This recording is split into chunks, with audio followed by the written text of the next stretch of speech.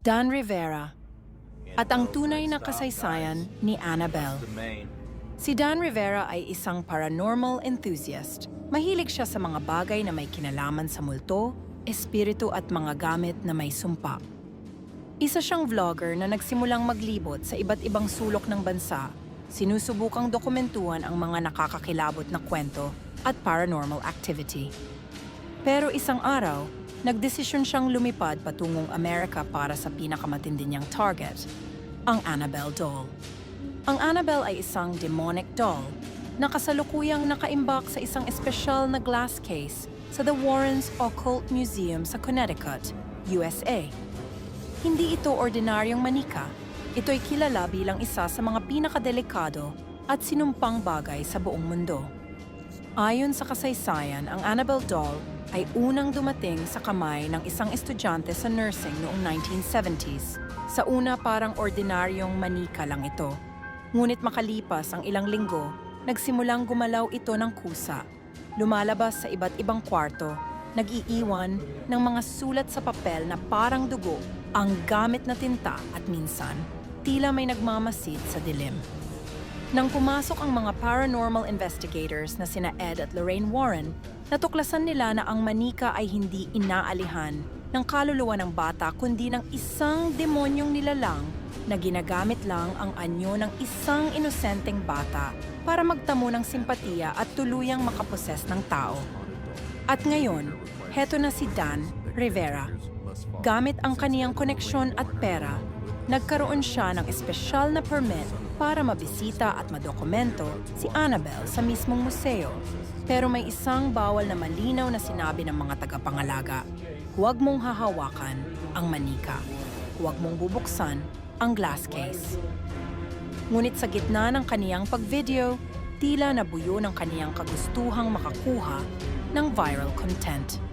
May ngumiti siyang mapanukso sa camera at binuksan ang salamin. Hinawakan niya si Annabelle at biniro pa ito. Ito lang ba ang kinatatakutan niyo? Ang cute-cute naman nito. Ilang segundo lang ang lumipas, bumagsak ang ilaw sa kwarto. Nagsimula siyang makaramdam ng pagbigat ng dibdib. May malamig na hangin na bumalot sa paligid. Tumigil na sa pag-record ang camera. At sa mismong araw ding iyon, habang pauwi si Dan sa hotel, binangga ng wala sa oras ang kaniyang sinasakyan. Walang preno. Wala ring ibang kasangkot. Isa lang siyang bangkay na may mata na nanlilisik sa takot para bang nakita niya ang kamatayan bago pa siya bawian ng hininga. Ngunit may mas nakakakilabot pa. Ang footage na kuha ni Dan ay na-recover mula sa kaniyang camera. Sa huling bahagi ng video, bago siya bumagsak sa upuan, may narinig na boses. Mababang, malalim at parang hindi sa tao. Pag-aari na kita. At sa mismong gabi rin ng burol niya, ang mga kapamilya ni Dan ay nakarinig ng kaluskos mula sa ilalim ng kabaong. Ang ilan sa kanila ay nanumpa na nakita nilang gumalaw ang mga daliri ng patay. Bakit nga ba si Annabelle ay sinumpa? Sa likod ng inosente niyang itsura, ang manikang ito ay ginamit bilang sisidlan ng isang napakalupit at matandang espiritu. Sa isang kwento ng pelikula, si Annabelle ay isinumpa matapos ang isang satanic ritual na isinagawa ng isang kulto noong 1960s.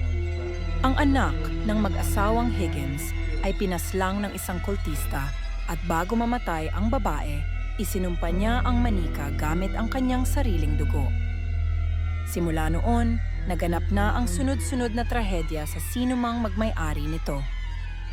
Sa mga pelikula, nakita rin kung paano sinira ni Annabelle ang maraming pamilya. Mga sanggol na muntik mahulog sa hagdan, mga aninong dumarapo sa kwarto, at mga kaluluwang hinila palabas ng katawan. Hanggang ngayon, nananatili pa ring nakakandado sa espesyal na baso si Annabelle, may tatak na basbas ng simbahan at araw-araw na binabasahan ng dasal. Pero ang babala ng mga Warrens ay malinaw.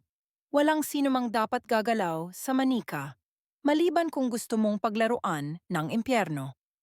At si Dan Rivera ay isa sa mga hindi nakinig.